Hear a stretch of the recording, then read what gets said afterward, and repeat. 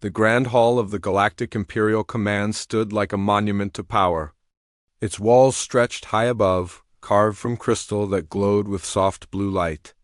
Around the massive circular table sat the most powerful beings in the known galaxy. They wore uniforms decorated with medals and symbols of rank. Their faces showed confidence and pride. High Commander Zeltos sat at the head of the table. He was tall, with gray skin that seemed to shimmer in the light. His 4 eyes scanned the holographic display floating above the table. It showed a small yellow star with several planets orbiting around it. The third planet from the star glowed green and blue. "This system will be ours within a standard month," Zeltos said. His voice was smooth and certain. "The species there calls themselves humans. They have barely left their home planet. Their weapons are primitive. Their ships are slow. They will surrender when they see our fleet." The other commanders around the table nodded in agreement. Some smiled. This would be an easy conquest. Another system to add to the Empire's collection. Another species to serve under Imperial rule. The doors at the far end of the hall suddenly burst open. Guards shouted in alarm. A figure stumbled through, pushing past the soldiers who tried to stop him. He was old, his body bent and scarred. His species had once been proud warriors, but now most served the Empire in quiet shame. "Stop this madness," the old alien shouted. His voice cracked with desperation. "You must not attack the humans." Zeltos stood, his face showing anger. "How dare you interrupt this council? Guards, remove this fool." "No, you must listen." The old alien's name was Talgresh. He had fought in more wars than anyone in the room could count. Scars covered his leathery skin. One of his arms ended in a mechanical replacement. His eyes held the weight of too many battles. "I know these humans. I have fought beside them. If you attack Earth, you will regret it." The guards grabbed Talgresh's arms, but Zeltos raised a hand. "Wait." He sat back down, a cruel smile on his face. "Let the old soldier speak. This should be entertaining." Talgresh stepped forward. His legs shook, but his voice grew stronger. 20 years ago, I fought in the Outer Colonies War. My unit was trapped on a mining station. We faced an army of raiders. We had no hope of survival." He paused, his eyes distant with memory. "Then they arrived. 5 human mercenaries." "Only 5? 5 soldiers turned the tide of battle?" Another commander laughed. "Old veteran, you have lost your mind." "You do not understand," Talgresh said. "We were surrounded. My people were ready to surrender. The humans refused. They said surrender was not in their nature." He touched his scarred face. "I watched one of them take 17 shots from plasma weapons. He kept fighting. He died standing up with his weapons still firing." The room grew quiet. Talgresh's species had telepathic abilities. He could share memories with others. He closed his eyes and opened his mind. The air around him shimmered. Images appeared, floating like ghosts in the room. The commanders saw through Talgresh's memories. They saw a burning space station. They saw his people huddled behind broken machinery, waiting to die. Then they saw the humans arrive. 5 warriors in strange armor. They moved like they were born for war. When one fell, the others fought harder. When their weapons ran out of ammunition, they used knives.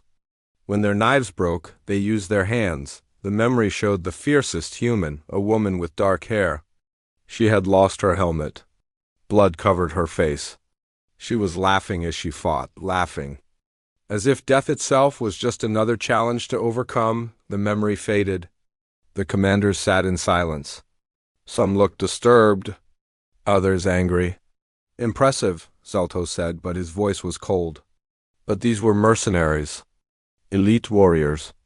We will face normal humans, farmers, factory workers, office workers. They are not prepared for real war. That is what makes them dangerous." Talgresh slammed his mechanical hand on the table. "Every human is a warrior waiting to wake up. It is in their blood. Their planet made them this way. For millions of years, they fought to survive. They climbed to the top of their world's food chain not because they were strongest or fastest. They did it because they never gave up. Ever. Enough of this, Zaltos said. You speak of primitive instincts. We have technology. We have numbers. We have conquered 1,000 worlds. And how many of those worlds fought back? Talgresh asked quietly. Most species in the galaxy evolved on peaceful worlds. When they faced your fleets, they made the logical choice. They surrendered to save lives. Humans are not logical in that way. They will see your fleet, and they will fight.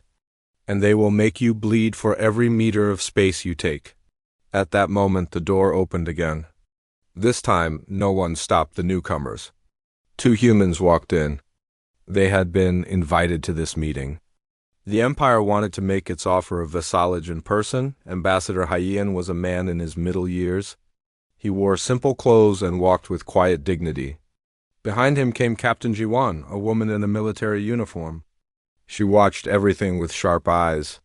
Ambassador Hyen, Zaltos said, his voice smooth again. Welcome. We were just discussing your planet's future. Hyen looked at Talgresh, then at the Imperial commanders. I see, and what future have you decided for us? A bright one, Zaltos said. Join the Empire peacefully. Accept our protection. Pay tribute. Follow our laws. In return, we will not harm your world. Hyen was quiet for a moment. Then he smiled sadly. We decline your generous offer. The room erupted in surprised voices. Zaltos stood again, his face showing disbelief.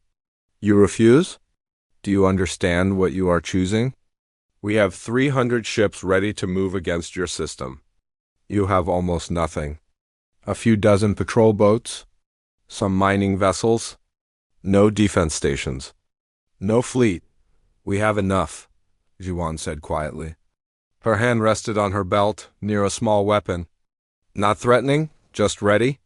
You have courage, Zaltos said. But courage dies when it faces plasma fire. I will give you 30 days to reconsider. At the end of that time, our fleet will enter your system. If you do not surrender, we will take Earth by force. Many will die. Is your pride worth that cost? Hyen looked at the High Commander for a long moment. When he spoke, his voice was calm and certain. We are not a perfect species, Commander. We fight among ourselves. We make mistakes. We have much to learn. He paused. But we learned one thing very well in our history. Freedom is always worth the cost. We will not surrender. Not now. Not ever. The 2 humans turned and walked out of the hall. Their footsteps echoed in the silence. Talgresh watched them go. Then he turned to Zaltos. You have made a terrible mistake today.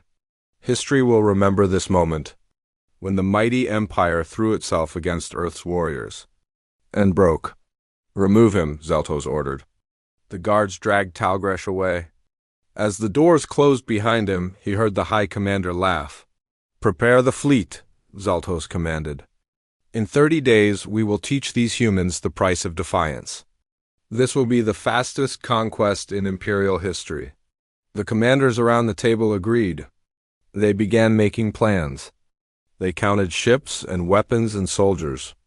They calculated how quickly Earth would fall. None of them saw Captain Jiwan smile as she left the building. None of them knew that Earth had been preparing for this moment since humans first looked up at the stars. They had always known that something waited out there in the dark. They had always known that one day they would have to fight for their right to exist. That day had finally come, and Earth was ready. Commander Dajan stood on the bridge of his ship and stared at the display screen. He was a calm man, known for thinking clearly under pressure, but today even he felt his heart beat faster. The screen showed 300 red dots moving toward Earth's outer defenses. The Imperial fleet had arrived right on schedule. Sir, his communications officer said, we have 47 ships ready to fight.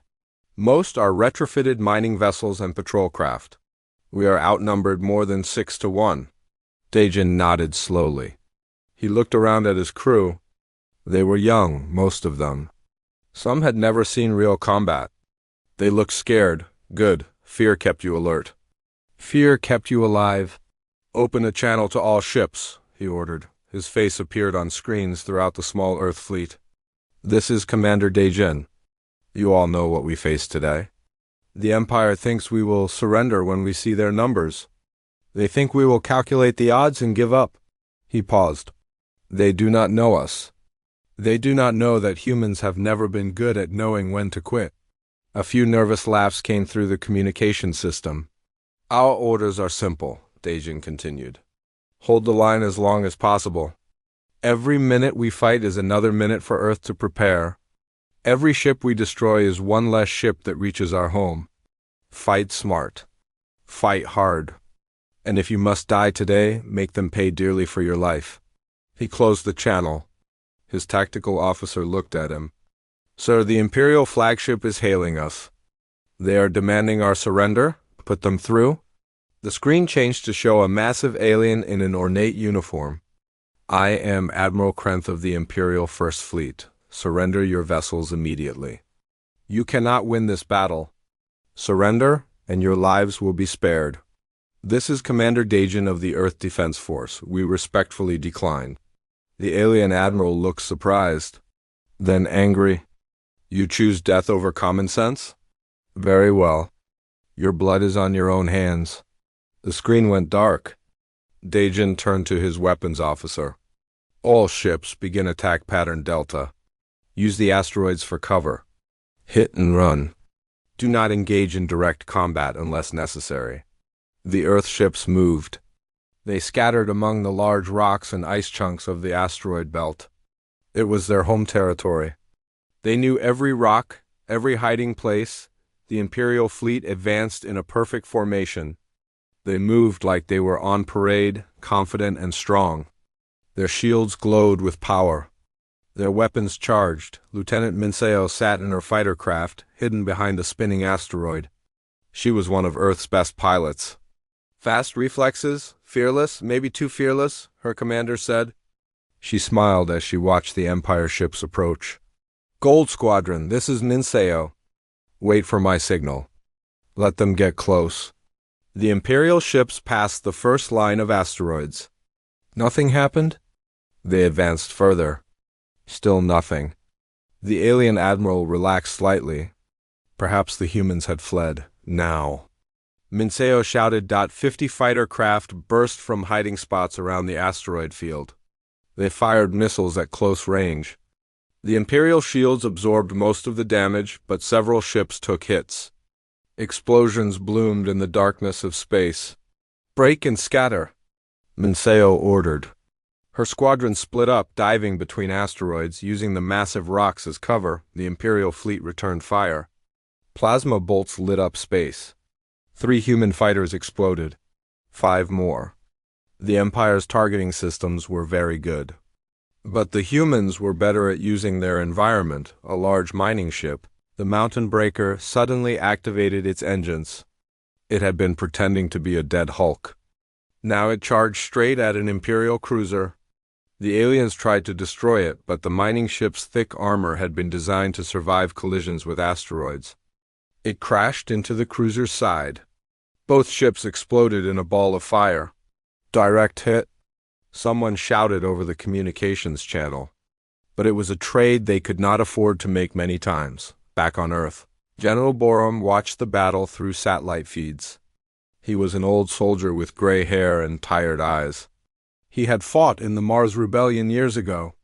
He knew what war really cost. How long can they hold? Asked one of his officers. As long as they have to, Borum replied quietly. He turned to his communications team. Order all remaining forces to prepare defensive positions on the Moon and Mars. Begin evacuation of non-essential personnel from the lunar colonies. This is not going to be a short war. Back in the asteroid belt, the battle raged. Minseo's fighter swooped through a narrow canyon between 2 large asteroids. 3 Imperial fighters chased her. Her warning system screamed as enemy weapons locked onto her ship. She spun her craft, fired her rear guns, and destroyed 1 pursuer. The other 2 kept coming. Come on, she whispered to her ship. Just a little further. She flew straight at a large asteroid covered in ice. At the last second, she rolled her fighter and skimmed along the surface. The two Imperial fighters tried to follow. One made it. The other clipped the asteroid's surface and exploded. The remaining enemy fighter was good. Its pilot matched her every move. They danced through space, both trying to get a clear shot. Then Linseo saw her chance. She flew straight toward a spinning piece of broken ship debris. At the last moment, she dove under it. The Imperial fighter tried to go over it. The debris caught its wing. The fighter spiraled out of control and crashed into an asteroid, but Minseo's celebration was short. A warning alarm sounded. An Imperial destroyer had targeted her. Its main guns fired. The plasma bolt hit her fighter's engine. Systems failed. Fire spread through her cockpit. She had seconds to decide. Her fighter was dying, but it still had momentum. It was still flying toward the Imperial flagship. Minseo smiled. She remembered something her instructor had told her during training. A fighter is just a missile with a pilot. Sometimes you have to be both. She armed all her remaining weapons. She set them to explode on impact. Then she aimed her dying fighter straight at the flagship's bridge and locked the controls. "Gold leader to all units," she said calmly. "I am making my final run. It has been an honor flying with you. Minseo, eject." Commander Dajin's voice came through her radio. "That is an order." "Sorry, Commander. Radio must be damaged. I cannot hear you." She hit the ejection button. Her seat fired out of the fighter just as it approached the flagship. The fighter, loaded with explosives and moving at incredible speed, hit the bridge. The explosion tore through the command center. The flagship's shields had been designed to stop weapons fire, not suicide attacks. A rescue ship picked up Minseo minutes later. She was unconscious but alive. When she woke up hours later in a medical station on Mars, they told her the flagship had been crippled. Its admiral was dead. The Imperial fleet had been thrown into confusion for precious minutes. The battle continued for 16 hours. The humans used every trick they knew. They used asteroids as weapons, pushing them into the paths of Imperial ships. They used old satellites as bombs. They rammed ships when they had no other choice. They fought like cornered animals, and the Empire had never faced anything like it. When the battle finally ended, Earth's fleet was destroyed. Only 7 ships limped away to Mars, but 90 Imperial ships lay in ruins among the asteroids. 90 ships out of 300. The admiral was dead. Thousands of Imperial soldiers would never go home. On the bridge of a surviving Imperial cruiser, the acting admiral stared at his casualty reports. His hands shook. "How?" he whispered. "How did such a primitive species do this?"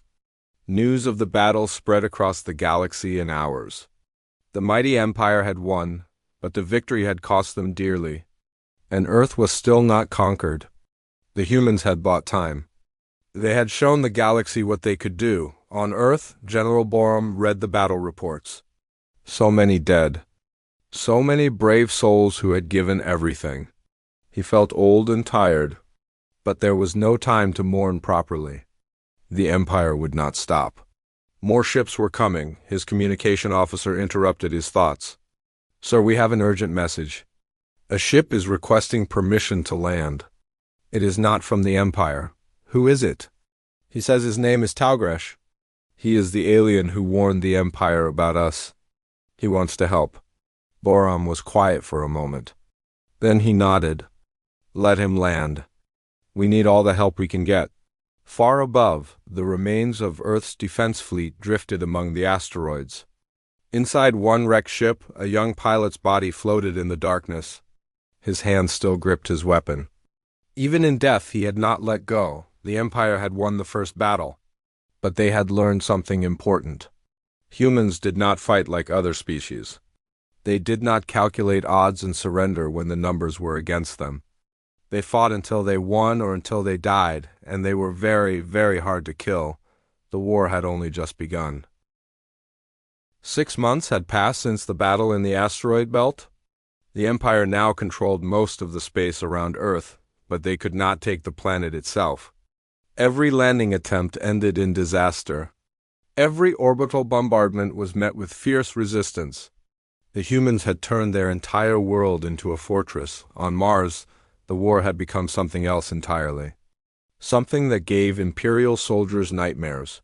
Private Jin-Ho crouched in a dark tunnel deep beneath the Martian surface. His unit had been fighting in these tunnels for 3 weeks. They had no proper food. Their water was recycled from moisture in the air. They slept in shifts, always ready to fight. But they were alive, and the enemy was terrified of them. "Movement ahead," whispered Corporal Yuna. She was the oldest member of their squad at 26. Her face was covered in red Martian dust.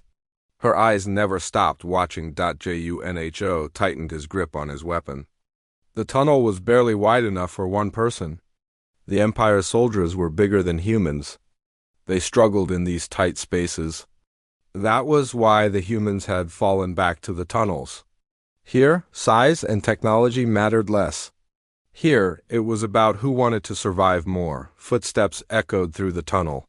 Heavy boots. Imperial troops. Junho counted the sounds. At least 6 soldiers. His squad had 4 people. Bad odds, but humans had learned to live with bad odds. The Imperial soldiers came around the corner. They had lights mounted on their helmets. Junho waited until the lights blinded him. Then he fired. In the enclosed space, the sound was deafening. Yuna and the others fired too. The lead Imperial soldiers fell. The ones behind them stumbled over the bodies. Junho's squad rushed forward. In close quarters, humans were deadly. The fight lasted less than a minute. When it was over, Junho sat against the tunnel wall, breathing hard. His hands shook. He had killed before, but it never got easier. Yuna put a hand on his shoulder. She did not say anything. She did not need to. "Ghost Squad to command," Yuna spoke into her radio.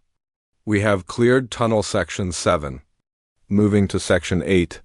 "Copy, Ghost Squad," the radio crackled back. "Be advised, the Empire is sending another battalion to Olympus Mons. They really want those tunnels." "Let them come," Yuna said tiredly. "We will be here." Ghost Squad had earned their name. They appeared, struck, and vanished into the tunnels. The Empire could not track them, could not trap them. The humans knew every passage, every cave, every hidden route. Mars had been their home for decades. They had built the tunnels. Now, those tunnels protected them. Far above, in orbit around Earth, Admiral Taeyang commanded what was left of humanity's fleet. 23 ships. That was all Earth had left in space. But they refused to hide. They refused to stop fighting. "Sir, we have identified another Imperial supply convoy," his tactical officer reported. "It is heading toward Mars with reinforcements and ammunition." Taeyang studied the display. The convoy had 12 ships. 8 were cargo vessels. 4 were warships protecting them. His fleet could not win a straight fight, but that had never stopped them before. "All ships, prepare for Operation Broken Arrow," he ordered. His officers looked at him. They knew what Broken Arrow meant. It was their code for suicide attacks. Ships would ram the enemy. Pilots would sacrifice themselves to take out larger targets. It was brutal. It was desperate. But it worked. "Sir," his second-in-command said quietly, "if we do this, we will lose at least half our ships." "I know," Taeyang replied. His voice was heavy. "But if that convoy reaches Mars, our people in the tunnels will be overwhelmed. We have no choice." The officer nodded. There were never any good choices anymore. Only hard ones. Earth's ships moved into position. They waited until the convoy was committed to its route. Then they struck. 5 ships attacked from different angles. The Imperial warships turned to engage them. That was the distraction. While the warships were busy, 2 small human ships, old and damaged but still flying, burned their engines at maximum power and rammed into the cargo vessels. The explosions destroyed 3 cargo ships. The others scattered.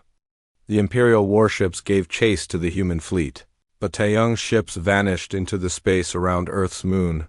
Using debris fields for cover, they had lost 3 ships and 97 crew members. But they had stopped the convoy. The supplies would not reach Mars. The humans in the tunnels would live to fight another day on Earth. In a laboratory deep underground, Dr. Suyun worked by the light of computer screens. She had not slept in 30 hours. Her team was trying to understand captured Imperial technology. They were making progress faster than anyone thought possible. "Doctor," her assistant called. "Look at this. I think I have figured out their shield system." Suyun rushed over. She studied the data. Her eyes went wide. "If we can reverse engineer this, we can adapt our weapons to penetrate their shields more easily. How long will it take?" "Give me 2 weeks," Suyun said. "Maybe less." Her team worked around the clock. They took apart Imperial devices piece by piece. They tested every component. They failed many times, but each failure taught them something new. Humans were good at learning quickly. It was how their species had survived for so long. In a command center on Earth's moon, General Borum met with Talgresh. The old alien veteran had become invaluable. He knew Imperial tactics. He understood their technology. Most importantly, he understood their weaknesses. "The Empire is getting frustrated," Talgresh said. He looked even older than he had 6 months ago. War aged everyone. High Commander Zeltos is under pressure from the Imperial Council. They expected a quick victory. Instead, they are losing ships every day. They are spending resources they cannot afford to lose. "Good," Borum said. "Let them bleed. Every day we survive is a victory." "But they will not stop," Talgresh warned. "They cannot afford to. If they withdraw now, other species will see it as weakness. The Empire's control depends on fear. If they cannot conquer one primitive planet, other worlds will rebel. So we have them trapped too," Borum realized. "They cannot win, but they cannot leave." "Exactly. This will be a long war, longer than anyone planned." Borum looked at the star map on the wall. Red marks showed Imperial positions. Blue marks showed human positions. There was far more red than blue. But the red marks were scattered now, defensive, cautious. The blue marks were small but fierce. "How many species are watching this war?" Borum asked. "All of them," Talgresh replied.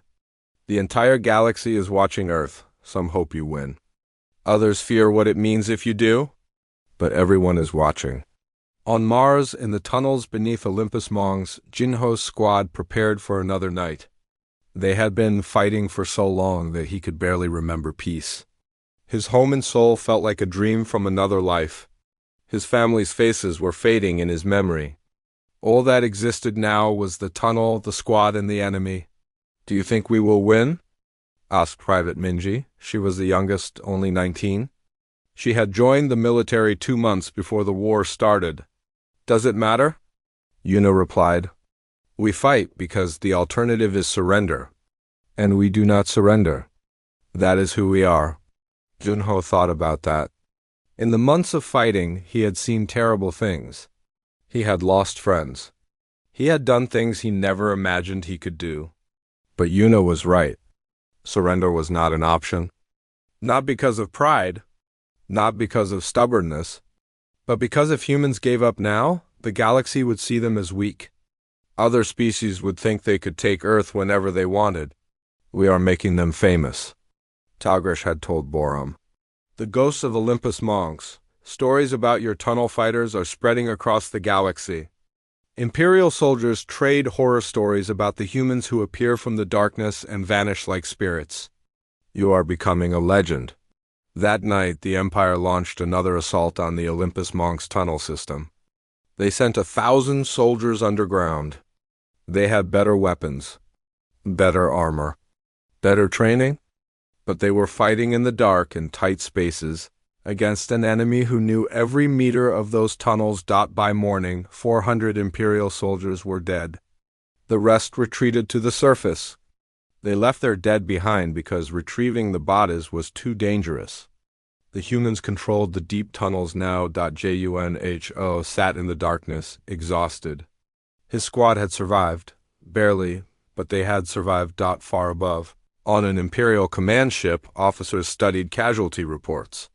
The numbers were staggering. 6 months of fighting. Over 200,000 Imperial soldiers dead or wounded. Hundreds of ships destroyed. And for what? They had not conquered Earth. They had not even conquered Mars. "This is impossible," one officer said. "They are primitives. How are they doing this?" No one had an answer. But the truth was simple. Humans fought differently. They did not think about glorious victory. They thought about survival. And when you fought just to survive, you would do anything. Use any tactic.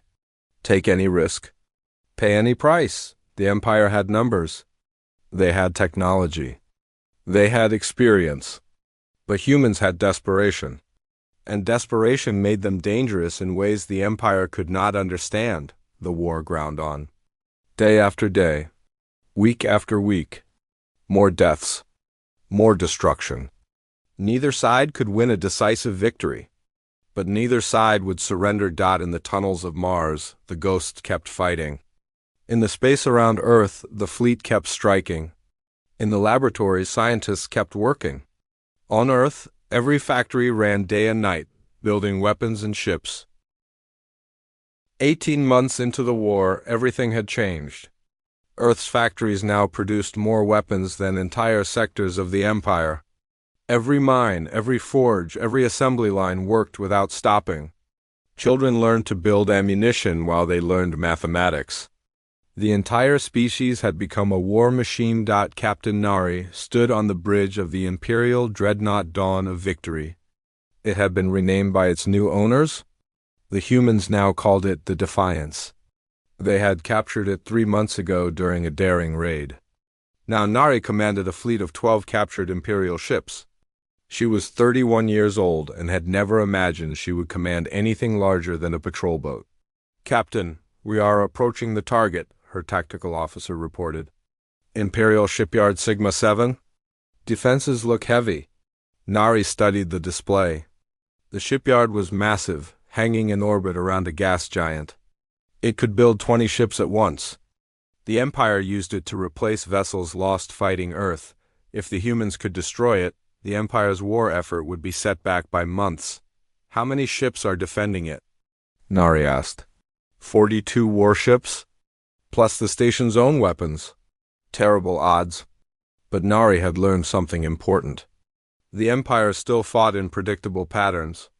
They relied on formation and firepower. Humans relied on chaos and surprise. "Signal the fleet," she ordered. "We go in fast and hard. Target the reactor stations. If we can cause a chain reaction, the whole shipyard will tear itself apart. Captain, that is extremely dangerous.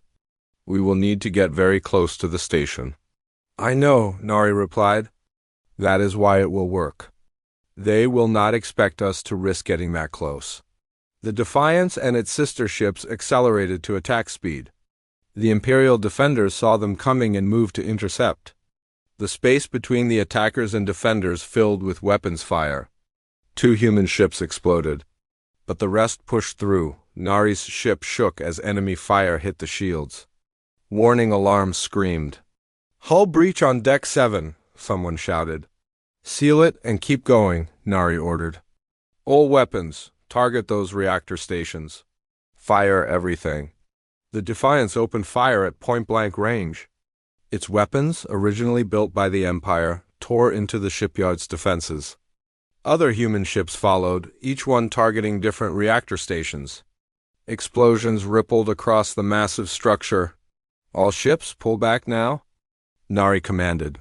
The human fleet turned and burned their engines at maximum power. Behind them, the reactors reached critical mass. The explosion lit up space like a new sun. The shipyard, the defending fleet, everything within 10 kilometers was vaporized. The Defiance barely made it to minimum safe distance. The blast wave threw the ship forward, systems failing across all decks. But they had survived. And the Empire's largest shipyard in this sector was gone. Back on Earth, Specialist Kyung-ho sat in a room filled with computer equipment. His fingers moved across keyboards at incredible speed. He was not a soldier in the traditional sense. He fought a different kind of war. He fought in the digital realm. "I am into their communication network," he announced to his team. "Planting the virus now." For months, Kyung-ho and other human hackers had been studying Imperial computer systems. They found weaknesses, backdoors, ways to get inside the enemy's networks. Now they used that knowledge to create chaos. The virus spread through Imperial systems like wildfire. It changed orders. It sent ships to wrong locations. It made supply convoys disappear in transit.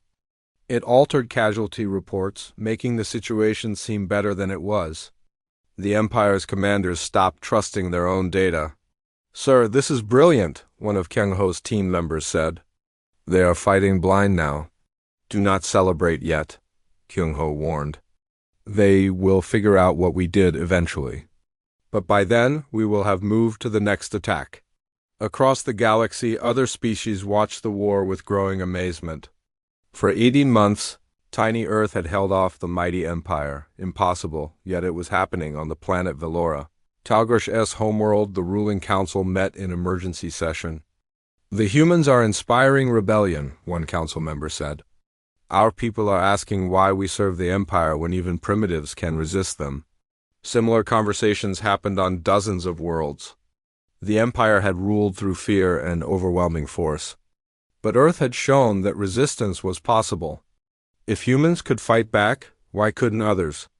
3 species formally announced they would no longer send troops or resources to support the war against Earth. The Empire threatened them. They did not care. The threat felt hollow now. On Earth, General Borom met with representatives from these rebellious species. "Will you join us in fighting the Empire?" he asked. "We will," said the Veloran ambassador. "But we need weapons and training. The Empire will retaliate against us." "We will provide what we can," Borom promised. "But understand, this makes the war bigger. The Empire will see this as an existential threat." "It already is," the Veloran said. "Earth has shown us that the Empire is not invincible. That is worth fighting for." Talgrash, now officially serving as a liaison between Earth and other species, felt pride and sadness. Pride that others were joining the fight. Sadness at the blood that would be spilled. War was spreading across the galaxy. High Commander Zelto stood in the Imperial throne room, facing the Council Prime. His uniform was still perfect, but his face showed strain. 18 months of war had aged him. "You promised us a quick victory," Council Prime Olden said. His voice was cold. "Instead, we lose more ships every day. Now other species are rebelling. Explain this failure." "The humans fight unlike any species we have encountered," Zelto said. "They do not follow logical patterns. They sacrifice everything for small victories. They refuse to accept defeat even when defeat is certain." "Then you should have destroyed them all." Olden slammed his hand on the armrest. "Burn their planet. Kill every human. End this." "We have tried," Zaltos admitted quietly. "But they have hidden their infrastructure underground. They have spread their industry across their entire solar system. To kill them all would require destroying entire planets. The other species are watching. If we commit genocide, every species in the galaxy will turn against us." Olden was silent for a long moment. "Then what do you recommend?" "We must commit more resources. Bring in fleets from other sectors. Overwhelm them with numbers they cannot possibly counter. That will leave other areas vulnerable. Other species will see weakness and rebel." "We are already seeing rebellion," Zelto said. "This war must end. One way or another." On Mars, in the tunnels beneath Olympus Mons, Jinho had been promoted to sergeant. Half his original squad was dead. He led new soldiers now, teaching them how to survive in the endless dark. "The Empire is preparing a major offensive," his commander told him. "Intelligence suggests they will try to take the tunnels once and for all. They are bringing in specialized equipment, tunnel boring machines, gas weapons. They are done playing nice." "When?" Junho asked. 3 days. "Maybe 4. Junho gathered his squad. They looked at him with tired eyes. Everyone was tired. But they were still alive, still fighting. The enemy is coming again, he told them. This time they will bring everything they have. We have 3 days to prepare. We make this tunnel system into a tomb for anyone who enters. We use every trick we know, and if we must die defending this place, we make our deaths count. Nobody complained. Nobody questioned. They just nodded and got to work, setting traps, preparing ambush points, marking escape routes. They had become experts in underground warfare.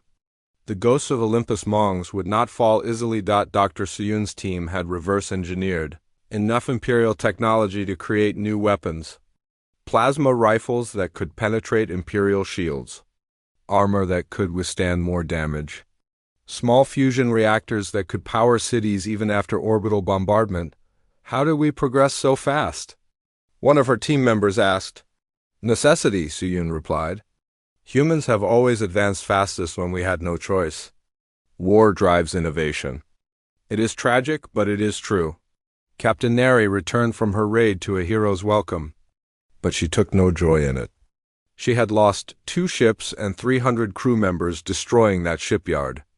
Those people had families, friends, dreams, all gone now. Admiral Taeyong found her standing alone, looking at the stars. You did well, he said gently. Did I? Nari asked. 300 dead for one shipyard. The Empire will build another one. But it will take time, Taeyong said. And time is what we are fighting for. Every day we survive is a day closer to victory. What does victory even look like anymore? Nari wondered. We have been at war for so long. I barely remember peace. Victory looks like living to see tomorrow, Taeyong replied.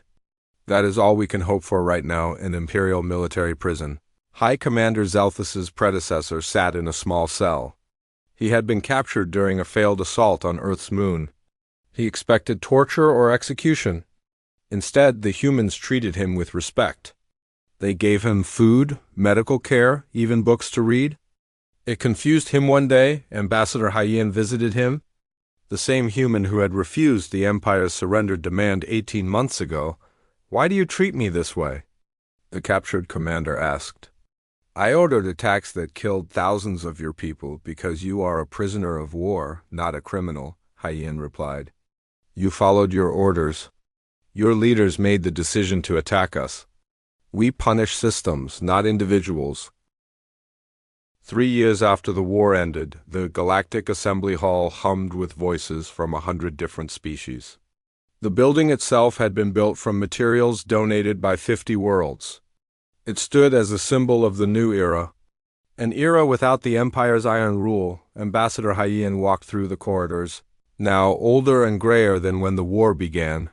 He wore simple clothes, not the formal robes that most ambassadors preferred. Behind him walked Captain Jiwan, though she was Admiral Jiwan now. Her military uniform showed medals and honors, but her eyes still held the same sharp awareness they had always had. Do you think they will accept the proposal? Jiwan asked quietly. They must, Haiyan replied. The alternative is letting old wounds fester until the next war begins. They entered the main chamber. Representatives from hundreds of worlds sat in circular rows, all facing a central platform. This was the new Galactic Council, formed from the ashes of the Empire. Every species had an equal voice here. No more emperors. No more forced tribute. Haiyan took his place at Earth's seat. Next to him sat Council Representative Mina, a young woman who had earned her position through brilliant diplomatic work during the Reconstruction. On his other side sat Talgresh, now white-haired with age but still sharp-minded. The old veteran had become a bridge between species, respected by all. The session began. The topic was the most difficult one yet: what to do with the former Imperial leadership and military commanders. They should be executed, declared a Valoran representative. They oppressed our people for centuries. Justice demands blood, and what will that solve? Haiyan stood to speak. Will killing them bring back the dead? Will it heal the wounds? Or will it just create martyrs and plant seeds for future conflict? Murmurs ran through the chamber. Some agreed. Many did not. Earth lost millions in the war, Hyen continued. Our cities were bombed. Our soldiers died in space and on distant worlds. We have every right to demand vengeance. But we choose something different. We choose justice without cruelty. Accountability without revenge. What do you propose? Asked another representative. Truth and reconciliation, Mina spoke up. Let the former imperial leaders testify about their actions. Let the victims confront them. Let history judge them. But let us not become the monsters we fought against. The debate continued for hours. In the end, the vote was close, but Earth's proposal passed. There would be trials, but not executions. There would be accountability, but also chances for redemption after the session. Talgrash found Hyen in a quiet garden outside the hall. The old alien moved slowly now, leaning on a staff. You are too forgiving, Talgrash said. Some of my people think humans are naive. Perhaps we are, Hyen replied. But we learned something during the war. Hate is easy. Killing is easy. Building something better is hard. We choose the hard path. That is why the galaxy follows your lead, Talgrash said. In war, you were terrifying. In peace, you're inspiring. I warned the Empire about your warriors. I should have warned them about your dreamers, too. They are equally dangerous to tyranny. Elsewhere in the city, Director Jiwan met with commanders from a dozen species. They were forming the Interstellar Peacekeeping Force, a military organization designed to prevent future wars. Jiwan had been chosen to lead it. We face a difficult challenge, she told the assembled officers. We must be strong enough to prevent aggression, but not so strong that we become the next empire. We protect, we do not conquer. Among the officers sat former Private Jinho, now a colonel training new peacekeepers. His squad from the Mars tunnels had become legendary. The ghosts of Olympus Mongs were now instructors, teaching soldiers from across the galaxy how to fight smart, not just hard. The key is knowing when not to fight, Junho told his students. Yes, we teach you combat. But we also teach you diplomacy, negotiation, de-escalation. The best warriors are the ones who make war unnecessary. In a research facility on Mars, Dr. Suyun worked with scientists from 20 different species. The technology they had developed during the war was now being used for peace. Medical advances, clean energy, faster ships for exploration, not combat. The same minds that created weapons now created tools to build a better galaxy. It is strange, her Valoran assistant said. We worked so hard to kill each other. Now we work just as hard to help each other. That is the human way, Suyun replied with a tired smile. We excel at extremes, extreme violence or extreme compassion. We are trying to choose compassion more often now. On Earth, in a place called the Memorial of Stars, millions of names were carved into black stone. Human names and alien names together. Every person who died in the war from both sides was honored here. It was controversial. Many thought the Empire's dead did not deserve honor, but Hyen had insisted. They were soldiers following orders, like our soldiers. Most did not choose this war. We remember them all, so we never forget the cost of war. Admiral Taeyong stood before the memorial, his hand touching a name. Lieutenant Minseo, the pilot who had rammed the Imperial flagship. She had survived that attack but died months later in a battle near Jupiter. He still missed her. He still heard her voice sometimes, laughing as she flew into danger. We won, he whispered to her name. But the victory feels hollow without all of you here to see it. Former High Commander Zeltos appeared at the memorial one day. He was old now, no longer in uniform. He had testified at the trials, taking responsibility for his decisions. He had not been executed, but he would live the rest of his days knowing what he had caused. He stood before the wall of names, reading them one by one. So many dead, because of orders he gave. Because of his pride and ambition, Hyen found him there. Why do you come here? The ambassador asked. To remember, Zeltos replied quietly. To never forget what my arrogance cost. On both sides. You could have fled after the trials, Hyen said. No one would have stopped you. Where would I go? Zeltos asked. This is my punishment and my path to redemption. To see these names every day, to live with what I did, and to work to make sure it never happens again. Hyen studied the old alien commander. What will you do? There's a school on Valora, Zeltos said. They teach military history. They asked me to speak to students about the war, about the dangers of hubris, about what happens when leaders stop seeing other species as people and see them only as obstacles. Will you do it? Yes, it is the least I can do. If my shame can prevent one future war, then perhaps some good can come from all this suffering. At a ceremony that week, Talgresh stood before representatives of every species in the new Galactic Council. They had gathered to honor him with the highest civilian award in the galaxy.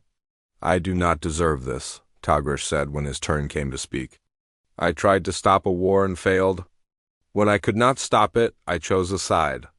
I helped humans because they were right and the Empire was wrong. That is not heroism. That is basic decency. He paused, his old eyes looking across the assembled beings. I warned the Imperial Command about Earth's warriors. I showed them what humans could do in battle, but I failed to make them understand the most important thing about humanity. Let me tell you now what I should have told them then. The hall fell silent. Humans are indeed terrifying warriors. They fight with a ferocity that defies logic. They refuse to surrender even when defeat is certain. But that is not what makes them special. He took a breath. What makes humans special is that they choose peace even after they have known war. They show mercy to enemies who showed them none. They build schools on the ruins of battlefields.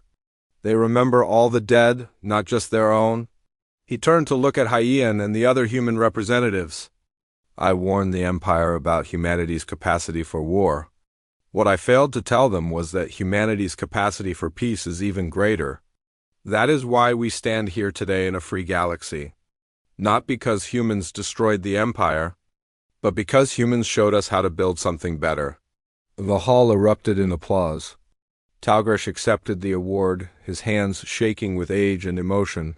That evening, a celebration was held in the gardens outside the assembly hall. Species that had been enemies only years ago now shared food and stories.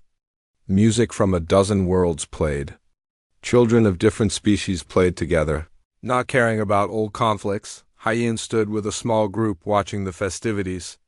Jiwan, Mena, Talgresh, and surprisingly, Zeltos were all there. Do you think it will last? Mena asked. This peace we have built? Nothing lasts forever, Hyen replied.